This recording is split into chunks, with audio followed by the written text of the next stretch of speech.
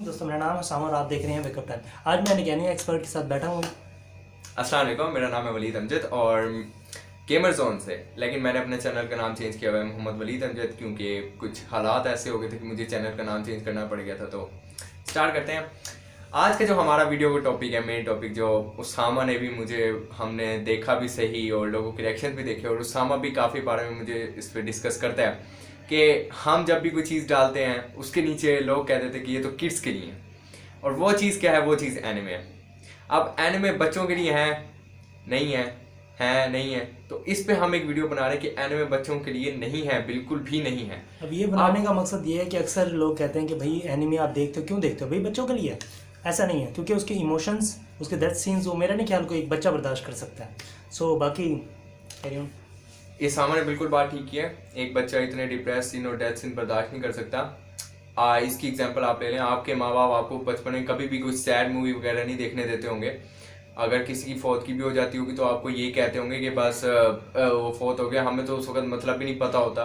तो अगर उसको सीरियसली शुरू से बता दी जाए कि ये चीज़ें होती हैं, हम उसके साथ इतने इमोशनली अटैच हो जाते हैं। अब आप इसकी एग्जांपल ले लें। अब बच्चा एक है, वो कच्ची सी उम्र में उस चीज़ को बहुत चाहता है, उसे मिल गई तो सुकून है, नहीं तो फिर चुभन हो जाती है भाईजान। वो गिर जाता है, कॉन्फिडेंस गिर जाता है बंदे का, डिप्रेशन आ जाता है, सैडनेस शुरू से आ जाती है बंदे के अंदर। अब ये फॉर एग्जांपल हम नारुतो की एग्जांपल ले लेते हैं। लोग नारुतो को कहते हैं कि 90s के एनिमे, क्लासिक एनिमे, बहुत अच्छे एनिमे। मैं कहता हूँ कि नंबर 1 एनिमे नारुतो है। अगर क्लासिक एनिमे मिले, ड्रैगन बॉल सी की भी बात जो मैंने बहुत ज़्यादा देखे हैं, आपस की बात है। नारुतो की जो सबसे स्पेशल बात है वो उसकी बात यह है कि उसके जो विलन्स हैं, वो विलन्स नहीं कहूँगा मैं, उन्हें विलन्स कहना तो बहुत बुरा होगा, वो हार्ट ब्रोकन पीपल हैं। बाकी उसामा बताओ अपना कुछ अगर आप नारुतो के बारे में। थोड़ा सा नारुतो के अलावा छोड़ के, अगर सबसे ज़्यादा जो मेरा फेवरेट है वो एओटी है, मतलब अटैक ऑन टाइटन्स। मगर उसका जो थोड़ी सी स्टोरी लाइन इस तरह है कि अगर उसका ना, जब हम फर्स्ट सीज़न देखते हैं तो एक ऐसा करेक्टर होता है जो हमें लग रहा होता है कि भाईजान वो लीडिंग करेक्टर है और वो भाई हमेशा जिंदा रहेगा, कुछ नहीं होगा। वो चौथी एपिसोड में से मार दिया जाता है। और वो तकरीबन वो ऐसा एनिमी है जो कि ना आपके सबसे फेवरेट करेक्टर्स को मार देते हैं। मतलब आप उनको बर्दाश्त नहीं कर सकते, उनके डेथ सीन्स को, वो इतने इमोशनल होते हैं। बिल्कुल ठीक है। मैंने जब उसका एओटी का एक ओवा एपिसोड है, मैंने वो देखा था जिसमें लिवाई कैनी स्क्वाड से भी फाइट करता है। आप लोगों ने शायद देखा हो, वो टेक्निक्स यानी कि उनकी जो मशीन्स होती हैं वो कैनी स्क्वाड से भी ज़्यादा अच्छे लिवाई के और उसके दोस्त यूज़ कर पा रहे होते हैं। लिवाई जब अपने दोस्तों को खोता है तो मुझे, आपस की बात है, उसके पूरे स्क्वाड से बहुत प्यार था। यानी कि मैंने कहा ये स्क्वाड हमेशा साथ रहने चाहिए, लेकिन जब उनके स्क्वाड पूरा मार गया मुझे बहुत दुख हुआ। बहुत ज़्यादा डिप्रेस सीन था, सैड सीन था, और मैं झूठ नहीं बोलूँगा, मैं उस पर रोया भी था। अच्छा, अब मैं आपको थोड़ा सा ना उसके बारे में, नारुतो के विलन्स के बारे में बताता हूँ। अगर आपने भाई स्टोरी देखनी है, आप ओबिटो की स्टोरी देखें, मादरा की स्टोरी देखें, याहिको की देखें, नागिटो की देखें। आज जो स्टोरीज देखेंगे ना कि भाई वो विलन्स कैसे बने, तो वो आप उससे ज़्यादा इमोशनल हो जाएंगे। ठीक है, यहाँ पे तो इसने बात कर दी। ये तो हो गए हमारे नारुतो में classical villains like Madara, Hashirama sorry, villain नहीं था, मादरा। तो ये जो हो गए हमारे कुछ कैरेक्टर जो यानी कि शुरू से नारुतो लेते थे। पोस्ट कर। अब ये जो बता रहा है, ये मादरा, हारिशिरामा, ककाशी, ओबिटो, मिनाटो, नारुतो के यानी कि फादर मिनाटो उज़ुमाकी। तो ये जो है, ये सारे हमारे हैं क्लासिकल कैरेक्टर्स लाइक उस वक्त जिस वक्त नारुतो पैदा भी नहीं होता, ये उससे पहले की स्टेज जिन्होंने विलेज बनाया था, लीफ विलेज। अब इन कैरेक्टर्स के अलावा भी और कैरेक्टर्स हैं जिनकी स्टोरी बहुत पेनफुल है। उसमें मैं पेन ज़रूर ऐड करता हूँ। पेन, नीजी, गायली की वैसे स्टोरी इतनी इमोशनल है, लेकिन मुझे वो अच्छा लगा था जब वो फुल पावर में आता है और वो अपने एक मास्टर को भी लॉस्ट करता है, तो मुझे उसका भी बहुत दुख हुआ था। और इसके अलावा बाद में बहुत, और ना सास्के का भी मुझे हुआ उसके आर्म का, लेकिन सास्के वगैरह इतना नहीं। असल में एक बात है, नारुतो के जो में ये कैरेक्टर्स बाद में आए थे, लाइक नारुतो आया, सास्के आया, ये मुझे इतने ज़रा पसंद नहीं आए। मुझे जो पसंद आए थे वो मादरा, ओबिटो, जिन्होंने यानी कि बुनियाद रखी। अब उचिहा क्लैन जो है और वर्सेस हुकेज क्लैन, इनकी तो वॉर्स होती हैं, लेकिन उचिहा क्लैन ज़्यादा ताकतवर होते हैं और उचिहा क्लैन में ही ज़्यादा पेनफुल स्टोरीज़ हैं, ये मैं आपको बता दूं। हुकेज क्लैन में इतने पेनफुल स्टोरी नहीं है। अतासुकी क्लैन भी एक फिर बना था जिसमें पेन, और अतासुकी क्लैन के सारे मेंबर्स की जो डेथ थी उस पर फिर मैं सामो को कहता हूँ ऐड करें। इमोशनल है, क्योंकि देखिए ना, अगर आप कोई ऐसा विलन देखते हैं मिसाल के तौर पे, भाई आप कोई मूवी देखते हैं, मिसाल दे रहा हूँ कि भाई वो बॉर्न, अक्सर मूवीज़ में तो ऐसे दिखाते हैं कि भाई वो बॉर्न विलन्स होते हैं, मगर एनिमी सीरीज़ ऐसे नहीं है। उसमें नारुतो में ख़ास तौर पे वो विलन्स तब बनते हैं कि भाई या तो उनको कोई पीछे से मतलब इतना पेन उन्हें मिला होता है कि वो दुनिया से नफरत करते हैं। तो मेन चीज़ यही है, हम उन्हें इसलिए विलन्स नहीं कहते, ब्रोकन हार्ट पीपल होते हैं। और अगर उनकी आप स्टोरी देखें ना, तो मेरा नहीं ख्याल कोई आम बच्चा। मैं इसमें बेस्ट एग्जांपल ओबीटो की देता हूँ। ओबीटो अब ककाशी जब प्ले यानी कि जो उसकी होती है पावर वो लेके जा रहा था, तो रिन बीच में आ गई थी, तो उसने यानी कि अपना हाथ जो था वो रिन के अंदर घुसा के उसे मार दिया। लेकिन जब सीन ऐसा बना कि जब ओबीटो वहां आया तो ओबीटो ने देखा कि ककाशी रिन के अंदर अपना यूं करके खड़ा है, यानी कि दिल के अंदर हाथ डाल के खड़ा है, यानी कि ओबीटो को लगा कि ककाशी ने रिन को मार दिया है। तो उसे यानी कि बहुत दुख हुआ कि उसके अपने ही दोस्त ने उसे दुख दे दिया, लेकिन उसने स्टोरी नहीं जानी। उसके वैसे दिल में था कि ककाशी ने रिन को नहीं मारा, लेकिन उसके बाद भी ओबीटो के साथ बहुत बुरा, ओबीटो के ऊपर पत्थर गिर गया, उसकी आधी बॉडी काम करना बंद कर गई। मादरा ने उसकी हेल्प की, तो फिर मादरा भी यानी कि रेस्ट में चला गया, यानी कि उसने कहा था कि बाद में मुझे कोई रेजरेक्ट करेगा। तो और ओबीटो जो था वो यानी कि टोबी बन गया मादरा का, यानी कि मास्क पहन के, तो उसको सारे टोबी बुलाते थे और उसने अपना नाम टोबी रखा था। लेकिन ज़्यादातर लोग कहते थे कि वो मादरा है और अतासुकी क्लैन का मेंबर था, लेकिन किसी को पता नहीं था कि वो ओबीटो है। तो इसमें भी यानी कि ज़्यादा है कि ओबीटो की स्टोरी मैं कहता हूँ बहुत पेनफुल है। लोग कहते हैं कि, और हाँ, सास्के का ब्रदर इटाची उचिहा, मैं ओसामा को कहूँगा इसके बारे में बताएं। वो ऐसा इंसान है, मगर उसकी स्टोरी ऐसी है कि उसने यूँ से मतलब कि वॉर को ख़त्म करने के लिए, पीस लाने के लिए अपनी पूरी फैमिली को मार दिया, अपने पूरे क्लैन को मार दिया, मतलब एक एक शख्स को, ताकि भाई पीस कायम हो जाए शिनोबी के दरमियान और उचिहा क्लैंस के दरमियान। सो उसकी अगर आप थोड़ी सी देखें ना, तो वो भी बहुत पेनफुल है। इवन जब वो अपने भाई के सामने जब मारा जाता है, मतलब खुद मतलब उसकी मरता है वो भाई के सामने, तो वो भी बड़ा इमोशनल सीन है। सास्के इटाची को नहीं मार सकता था, ये सबको पता है। जिन्होंने नारुतो देखे होंगे वो जानते होंगे कि इटाची बहुत पावरफुल था सास्के से। मगर उसे इस तरह की एक बीमारी थी जिसकी वजह से वो खुद मारा गया था, मतलब जैसे उसकी बॉडी। और इटाची ने ऐसे क्या है, हम कह सकते हैं कि इटाची ने हार मान ली थी सास्के के सामने। वो कहा था कि भाई इनफ, और मैं इतना, मेरे में इतनी स्ट्रेंथ नहीं है कि मैं इतना और नहीं कर सकता। तो सीन मुझे बहुत अच्छा, अगर आपने ना भाई, आपने ये देखिए अभी नारुतो सुन रहे हैं, अगर आपने थोड़ी सी स्टोरी जाननी है कि भाई, क्योंकि नारुतो एक बहुत बड़ा सीज़न है, सीरीज़ है, तो वो आप एक साथ नहीं देख सकते। आप ग्रेट निंजा वार 4 देख लें, उसमें आपको तकरीबन बहुत से कॉन्सेप्ट्स क्लियर हो जाएंगे। ग्रेट निंजा वार में भाई हर चीज़ बताते हैं वो, भाई कौन कैसे बना। इटाची अपने भाई को बताता है कि भाई वो ये काम क्यों करता है। मादरा की डेथ दिखाई जाती है, उसके बाद ओबीटो की दिखाई जाती है कि ओबीटो कैसे मरता है, और ओबीटो की स्टोरी पीछे की क्या होती है सारी की सारी। सो आप अगर एक निंजा वार, आई थिंक वो है लंबी थोड़ी सी, 7 घंटे की वीडियो है, मगर अगर वो देखते हैं ना, तो आपको नारुतो के तकरीबन हर कॉन्सेप्ट क्लियर हो जाएगा कि भाई नारुतो क्या स्टोरी है, उसकी किस तरह चल रहा है, वो क्या क्या। अच्छा, कुछ लोग कहते हैं कि उन्हें लव स्टोरी में मज़ा आता है और उन्हें लव स्टोरी में सैडनेस चाहिए। उन्हें हॉलीवुड मूवीज़ में नहीं मिलती सैडनेस, क्योंकि हॉलीवुड मूवीज़, और इसमें मैं आपको बता दूं, अगर एनिमे में कोई कैरेक्टर मरता है वो फिर मर ही जाता है। ज़्यादातर कि वो ड्रैगन बॉल ना हो जब तक, तब तक तो फिर वो जानते हो आप, वापसी आ जाते हैं, जानते तो वो तो विश करो वापस आ जाओगे। लेकिन जब तक वो ड्रैगन बॉल ना हो, एनिमे कैरेक्टर जब मर जाते हैं वो कभी वापस नहीं आ सकते। अच्छा, अगर आप ज़्यादातर से पूछो ना कि कौन, अगर कार्टून सीरीज, चलो एनिमी सीरीज जो बच्चे नहीं मान समझते एनिमी का मतलब क्या है, कार्टून का क्या है, उनसे पूछो ना, वो कहेंगे हम ड्रैगन बॉल देखते हैं। उसकी वजह क्या है?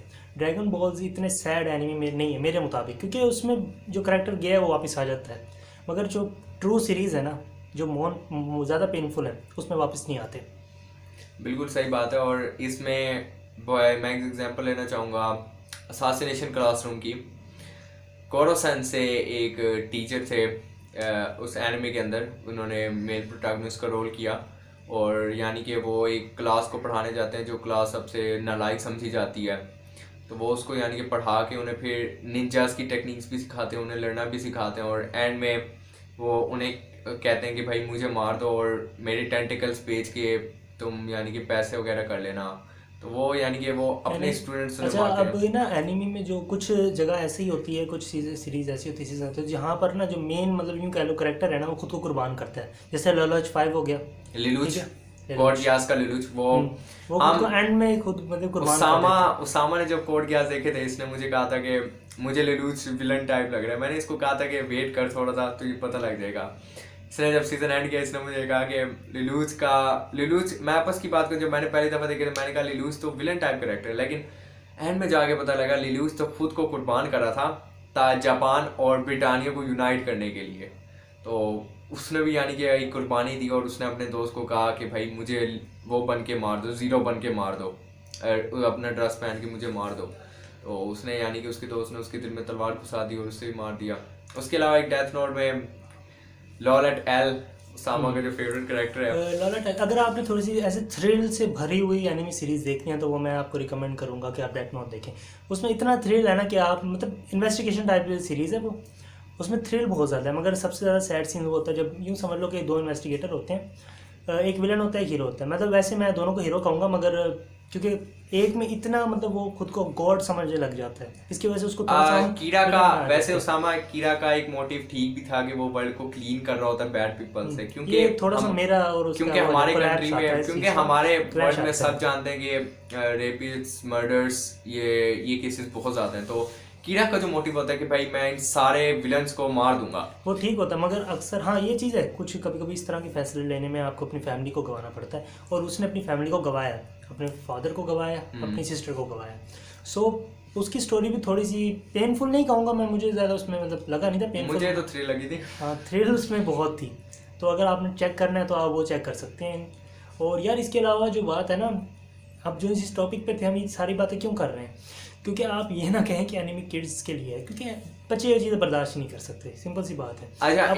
अच्छा इसमें हम एक सीन ऐड कर देते हैं एओटी का, जब टाइटन्स आके लोगों को खाते हैं, इनको वो सीन दिखाते हैं, तो ये जाके अपने बच्चों को दिखाएं और कहें बेटा देखो टाइटन्स ऐसे खाते हैं और किसी दिन भी टाइटन्स आ सकते हैं, आपको खा सकते हैं। तो असल में बात क्या है, एनिमे फिक्शनल की तरफ तो लेके जाता है हमें, टाइटन्स वगैरह रियल लाइफ में एग्जिस्ट नहीं करते, फिक्शनल में हमें लेके जाता है। लेकिन फिक्शनल में आप किसी चीज़ के साथ इतना अटैच हो जाते हैं तो जाहिर बात है जब वो कोई कैरेक्टर मरता है तो आपको बहुत दुख होता है। इसकी मैं एग्जांपल वैसे ले लेता हूँ, लाइक हम बचपन में कार्टून देखते होते थे, कोई कार्टून कह लो, उसमें कोई अगर मर जाता था तो हमें यानी कि इतना वो नहीं होता था। लेकिन जब बड़े हुए हमने देखा कि रियलाइज़ किया, मैं टॉम एंड जेरी में एक लेता हूँ, टॉम एंड जेरी में जब टॉम हेवन में जा रहा होता है तो वहाँ पे एक 3 किटन्स आते हैं बैग में, स्नफ, मफ और पफ। अब वो जो किटन्स आते हैं वो हमने बचपन में रियलाइज नहीं किया था कि किसी ने उन्हें पानी में फेंक के वो मर गई थी, किसी ने उन्हें बैग में यानी कि बंद करके पानी के अंदर फेंक दिया और वो मर गए थे, हमने रियलाइज नहीं किया। लेकिन जब यंग हुए तब हमने रियलाइज किया कि ऐसी स्टोरी थी, तब बहुत सैड फील हुआ। और एक और बात, चलो ये तो हो गया हम ब्लड और इससे इमोशनल से हटा के, आने में कुछ आते हैं Steins Gate, Full Metal Alchemist, एक न्यू सीरीज भी चल रही है डॉक्टर स्टोन, ठीक और ठीक है। अब ये कुछ एनिमे हैं। स्टाइन्स गेट अगर आपने देखना है आपको पहले क्वांटम फिजिक्स पढ़नी पड़ेगी, और क्वांटम फिजिक्स आप जाके पढ़ सकते हो जब आप 18 या 17 या 19 तक के तो होते हो, तब जाके आप क्वांटम फिजिक्स को सही तरीके से अंडरस्टैंड कर सकते हो। स्टाइन्स गेट को देखने के लिए आपको पहले क्वांटम फिजिक्स का कॉन्सेप्ट लेना पड़ेगा। मुझे एक बात बताएं, 5 साल का बच्चे का क्वांटम फिजिक्स का कॉन्सेप्ट होगा? बिल्कुल भी नहीं, फिर बिल्कुल भी नहीं, एनिमे समझ नहीं आएगा भाई क्या हो रहा है। और स्टाइन्स गेट तो है ही पूरा क्वांटम फिजिक्स यानी कि टाइम रिलेटिविटी, पैरेलल यूनिवर्सेस, इनके बारे में, और क्वांटम फिजिक्स भी इन्हीं के बारे में। क्वांटम फिजिक्स भी जब स्टीफन हॉकिंग ने लिखा था उसने भी टाइम रिलेटिव और ये पैरेलल यूनिवर्सेस की सारी उसने थ्योरीज दी हैं। तो आपको तो वो यानी कि कॉन्सेप्ट क्लियर करना पड़ेगा स्टाइन्स गेट से पहले। मैंने भी स्टाइन्स गेट देखने से पहले क्वांटम फिजिक्स का कॉन्सेप्ट क्लियर किया हुआ है, तभी मुझे जाके अंडरस्टैंड हुए थे। अच्छा, इधर डेथ सीन्स में मैं एक और सीन ऐड करता हूँ जो मेरे मुताबिक काफ़ी ज़्यादा इमोशनल है। वन पीस नाम का एक एनिमी है, उसमें ना एस नाम का एक करेक्टर होता है। Oh my God. वो अच्छा, वो एस नाम का करेक्टर होता है, तो ना उसका डेथ सीन सबसे ज़्यादा इमोशनल है। उसकी वजह क्या है, उसका भाई होता है लूफी, उसका नाम होता है। वो कई सालों बाद अपने भाई से मिल रहा होता है, और वो किस तरह मिल रहा होता है कि वो उसकी असैसिनेशन होने वाली है, मतलब उसे मारना जाने वाला है, कि मरने वाला है वो बस, और वो एंड टाइम पे उसे बचाने पहुंचता है मगर उसे बचा नहीं पाता, एंड टाइम पे भी वो उसकी डेथ हो जाती है। तो वो सबसे इमोशनल सीन है, क्योंकि कई साल तक उसने इंतजार किया अपने भाई से मिलने के लिए, और जब वो पहुंचा तो उसकी यानी कि ऐसे समझे आपने एक आपको कोई भाई था, आपने कहा मैं उसे अब मिलने जा रहा हूँ, 10-12 साल हो गए, लेकिन उनको तो 20-30 साल हो गए होते हैं, 10-12 साल ही कह रहे हैं, आप मिलने जाते हैं उससे, आप उसे हक करने लगते हैं, लेकिन पीछे से आके उसे कोई मार देता है और वो आपके हाथों में गिर के कहता है सॉरी लूफी। अच्छा अगर यानी कि जो आपका हम्म। नाम है वो कहता है, और एस की भी यही लास्ट वर्ड थे, सॉरी लूफी, और ये स्माइल चेहरे पे लेके मरा था। तो अच्छा अब अगर आप आप स्पेक्ट नारुतो करने, में फिफ्थ जनरल वॉर देख रहे हैं तो उस फोर्थ वॉर सॉरी, तो उसमें नीजी की जो डेथ है ना वो भी इस तरह की है, वो नारुतो को बचाते हुए डेथ हो जाता है और फिर इस तरह के वर्ड्स वो भी कहते हैं।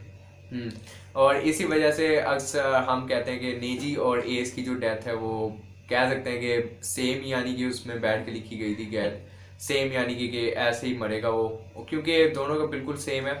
एस जब उसको गले लगाता है लूफी को, तो वो आके कोई ऐसे वैसे होता नहीं है, गले तो नहीं मैं कहूँगा, सॉरी मैं गलत ले गया, लेकिन लूफी को अटैक करने कोई और था और एस आगे आ जाता है। ऐसे ही नारुतो पे भी कोई अटैक करने आ रहा था और वो उससे नेजी आगे आ बचाते जाता हुए है। खुद मारे जाते हैं, ये तो स्टोरी है। मतलब अच्छा ये अब ना आप कहीं अगर आप अभी जाकर खुद भी देखेंगे ना, तो अगर आपको स्टोरी नहीं पता तो आप अगर कुछ भी डेथ सीन्स कोई भी देखते हैं, मुझे नहीं लगता वो आपको इमोशनल लगेगा, क्योंकि आपको पीछे की स्टोरी नहीं पता, वही आप बस तो, किसी को मरते हुए देख रहे वो हैं। किसी को मरता हुआ अगर देख रहे हैं, आपने आपको उसकी कोई स्टोरी भाई नहीं पता। लगता है कि भाई थोड़ा इमोशनल हो, तो आपको थोड़ा सा पीछे स्टोरी देखनी पड़ेगी। जैसे अगर आप स्टोरी देखेंगे ना तो इससे ये होगा कि ना भैया आपको थोड़ा सा इमोशनल लगेगा कि भाई हाँ भाई, इमोशनली इंसान जिसके साथ अटैच होता है ना।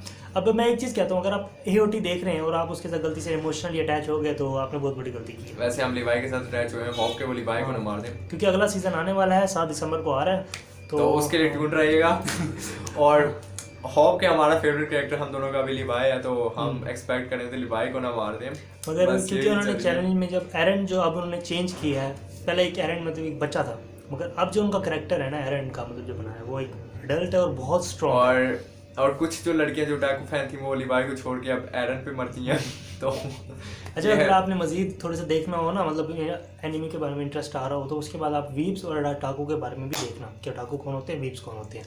वीव्स में मैं बता देता हूँ, वीव्स वो होते हैं जो यानी कि कम्प्लीटली एनिमे के अंदर होते हैं, जो एनिमे वर्ड्स भी फिर बोलना शुरू कर देते हैं। लाइक मैं बोलता हूँ आरिगातो, Ohio गुजाइमस, ओनी-चान।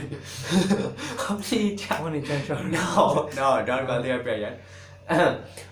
Oni-chan and these kind of words like Oni-chin. मगर जो ओटाकू होते हैं उनके बारे में थोड़ा सा बता दें चाकू वो होते हैं जो यानी कि एनिमे देखते हैं और यानी कि इतना जापानीज वर्ड्स को नहीं वो बोलते, वो यानी कि एनिमे सीरीज देखते रहते हैं। और उनके साथ वीप्स वो होते हैं, मैं मेरे लिहाज से वीप्स वो होते हैं जो एक दिन में यानी कि 10-10 12-12 सीजन खत्म कर देते हैं। हाँ, वो ओटाकू पूरा वो- दिन उस पे बैठे रहते हैं, और इतना मतलब उसके अंदर हो वीव्स जाते यानी हैं कि वो। कभी ये भी करते हैं कि वो एक एनिमे को छोड़ के दूसरे एनिमे पे चले जाते हैं। वीव्स ज्यादातर ये करते हैं, लेकिन जो उटाकूज होते हैं, प्योर उटाकूज, वो ऐसा नहीं करते। वो एक एनिमे पे स्टिक रहते हैं, एक एनिमे को मतलब कंप्लीट वो करके एक दूसरे एनिमे पे पूरा जाते हैं। कंप्लीट करते हैं, उसके अंदर पूरा मतलब जब कंप्लीट हो वीव्स जाए स्टोरी ज्यादातर पर चल जाए तो फिर वापस ज्यादातर चले वीव्स जाते हैं। अटैच नहीं होते एनिमे से, उटाकू ज्यादा अटैच होते हैं एनिमे से। ये मेरी ऐसे है। थ्योरी है और मैं गलत भी हो सकता हूँ इस मामले में, लेकिन जो मैंने अक्सर वीब्स होते हैं अटैच, मगर ज़्यादातर नहीं होते। ज्यादातर नहीं होते। अच्छा अब ये चीज़ें तो सारी हो गई हैं कंप्लीट, मैं एक और ऐड करना चाहूंगा। करें। मैं कह रहा था रोमांटिक एनिमे में अगर कोई कहता है कि उससे सैड सीन चाहिए तो मैं रेकमेंड कर देता हूँ आप योर लाइन अप्रैल देखने। आपको स्टोरी का मैं थोड़ा सा बता देता हूँ स्टोरी में क्या होता है। स्टोरी में वो आप पूरी एक स्टोरी रोमांटिक स्टोरी होगी, आपको लगेगा बड़ी अच्छी हैप्पी एंडिंग होने वाली है, लेकिन मैं कहता हूँ ये एनिमे है, कुछ ना एक्सपेक्ट करो इनसे। अगर आपका एनिमे character से किसी गाड़ी के नीचे नहीं आ रहा एनिमे तो, से हैप्पी एंडिंग एक्सपेक्ट करना ऐसे है कि सूरज मगरिब से निकले। क्योंकि एनिमी में वो इतना मतलब वो कहते हैं कि हैप्पी एंडिंग वाला कोई सीन होता है और ये कभी- जापानीज वालों को तो मैं छोड़ूंगा नहीं, ये जो स्क्रिप्ट ये ऐसे ही हैप्पी एंडिंग नहीं कभी देते। उनके यूँ समझ लो, उनके यहाँ पर हैप्पी एंडिंग वाला वर्ड है ही। हैप्पी एंडिंग किसी वाला भी word एनिमे है। सीरीज में नहीं, इवन आप कुछ मूवीज उनकी देखो वो भी इसी तरह की होती हैं। अब हम पाकिस्तान में बात कर लेते हैं। कौन सा, आई थिंक काफी लंबी हो गई है तो हमें एक इसका सेकंड नहीं पार्ट थोड़ा सा कर लेते हैं। मैं बता देता हूँ, वो हैं। दानिश का कोई ड्रामा था, मेरे पास तुम हो मेरे ख्याल से। हाँ उसमें जब उन्होंने उसको मार दिया मेन कैरेक्टर को, तो सारा पाकिस्तान यूं करने लगे क्यों हमारे यहाँ सीन है उसका हैप्पी एंडिंग का। अब ये सैड एंडिंग का सीन है उनके वो यहाँ। डाकू वेब्स उन्हें कुछ फर्क नहीं पड़ा, उन्हें पता है भाई हमें पता था, आदि हैं, हमें पता था, डेथ सीन्स होना है भाई, कोई हैप्पी एंडिंग है ही नहीं हमारे आपको हमें आगे बताते ना हॉलीवुड मूवी मेन कैरेक्टर मर गया हम कहते हैं फर्स्ट टाइम। हाँ इट्स फर्स्ट टाइम। फिर आप उनमें साइलेंट वॉइस देख सकते हैं, जो मेरे लिहाज से मेरी पहली एनिमे मूवी थी और मेरे लिए बहुत यानी कि पेनफुल है, जब वो खुद सुसाइड कर रही होती है। और वो भी यानी कि एक लड़की के बारे में जो यानी कि डेफ होती है, लेकिन और उसको लगता है कि वो इम्परफेक्ट है एक लड़के के लिए, लेकिन वो एक पूरी तरह से लव स्टोरी नहीं है, लेकिन बहुत डिप्रेसिंग है कि वो अपने आप को इम्परफेक्ट समझती है। वो कहती है मेरे में बहुत सारी खामियां, वो कहती है मुझे इस वर्ल्ड में नहीं रहना चाहिए, तो वो खुदकुशी कर रही होती है, लेकिन उसका जायज़ बात है वो आके बचा लेता है। लेकिन वो भी एक किस्म की सैड मूवी है। फिर उसके अलावा I want to eat your pancreas, उसमें वो प्रॉमिस करती है कि मैं तुम्हारे साथ हमेशा रहूंगी, लेकिन nothing last forever even cold Yeah. नवंबर रेन। ये सॉन्ग मुझे बहुत अच्छा लगता है। तो वीडियो बहुत लंबी हो चुकी है, जैसे कि उसामा कह रहा इंशाल्लाह था। फिर आपसे अगली वीडियो में मिलेंगे। तो subscribe his channel name please. Gamer zone. I will give little my name link is of channel Usama, I description. am wake up time. Okay. No.